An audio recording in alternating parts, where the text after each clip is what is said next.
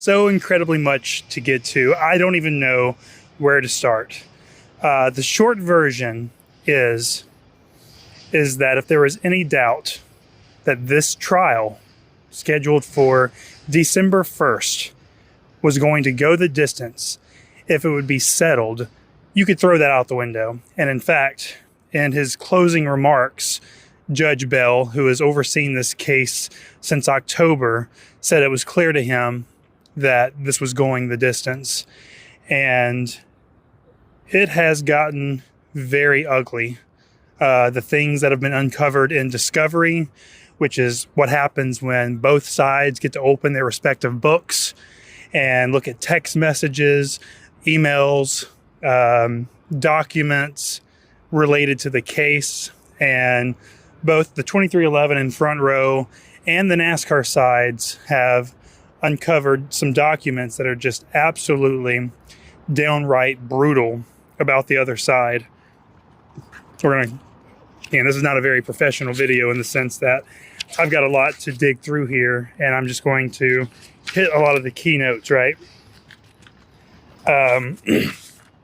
One, upon reading the NASCAR filing last week, there was one line that was redacted that said, Curtis Polk, who is the co-owner of 2311, Michael Jordan's longtime business partner, how he really feels about NASCAR.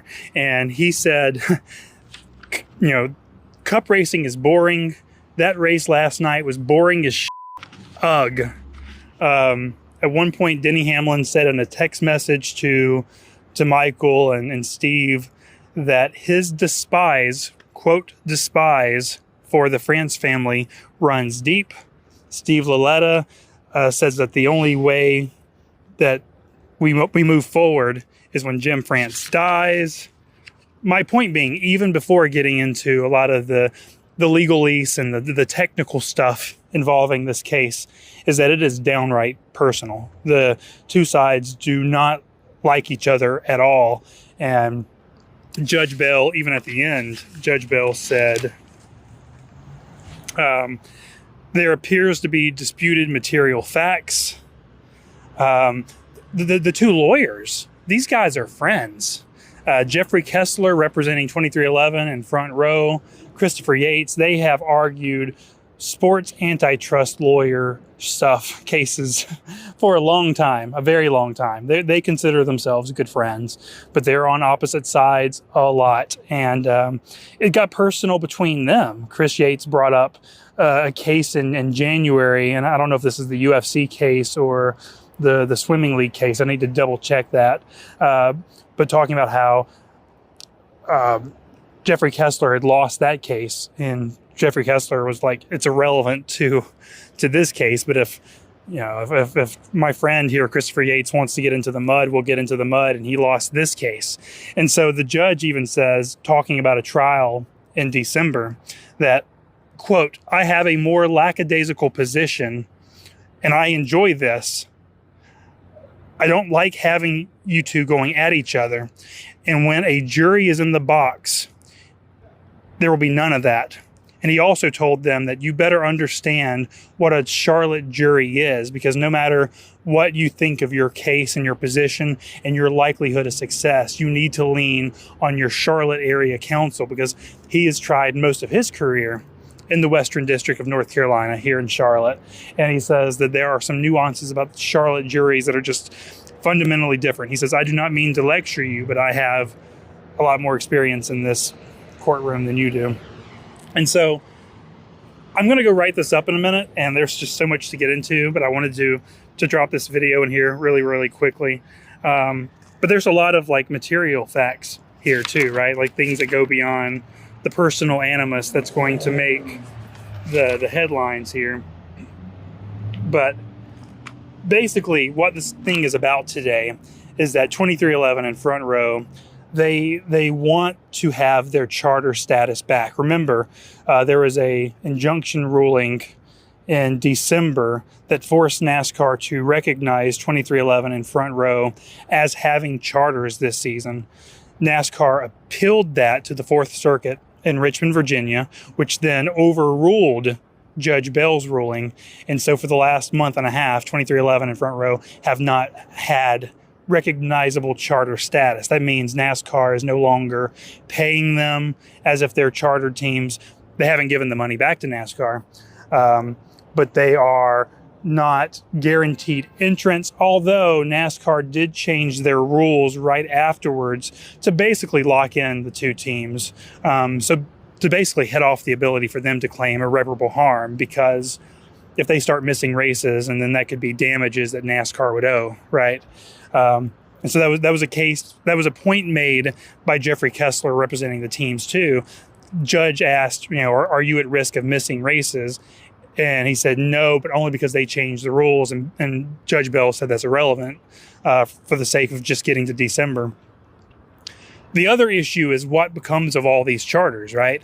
The Fourth Circuit no longer forced NASCAR to recognize 2311 and Front Row as having charters.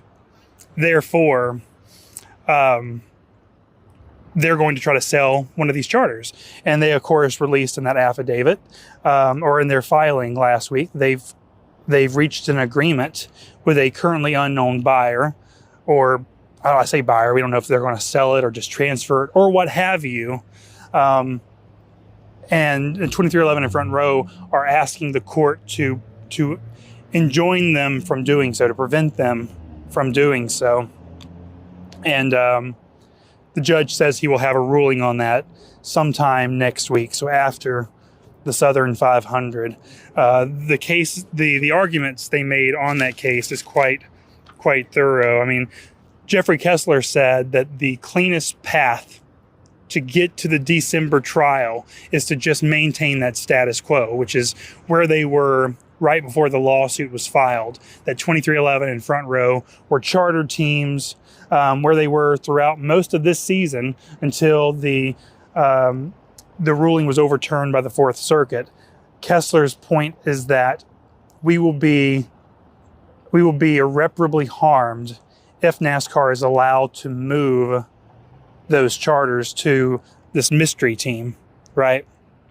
And so the rebuttal from NASCAR is that they will be irreparably harmed if they are not allowed to move forward approaching the 2026 season, because they have interested parties, which, by the way, they say that 2311 and Front Row's case is kind of moot, because if they were a proper monopsony and they were anti-competitive, they would be suppressing team value and team revenue. So that's another point of it as well. There is a lot to unpack here, and I know this video does not do a great job of laying out all of this, and you really need to look at it, and this is the power of written word, right? But I think the key takeaways here are that these two sides do not like each other at all. There are effectively wishes for people to die, deep resentment, a complete mistrust and disregard of how their businesses affect each other. And this is going the distance. And we're going to be right back here on December 1st to have a trial by jury to determine whether or not, if NASCAR has acted in a violation of federal antitrust laws, but also if Curtis Polk has also violated antitrust laws by affecting NASCAR's TV deals, threatening boycotts, trying to undermine NASCAR business. And there are so many different sub-layers to this. And I'm about to go over to a local coffee shop here in Uptown Charlotte, and we're going to break it down. And I hope you guys will kind of peruse this and look for it later.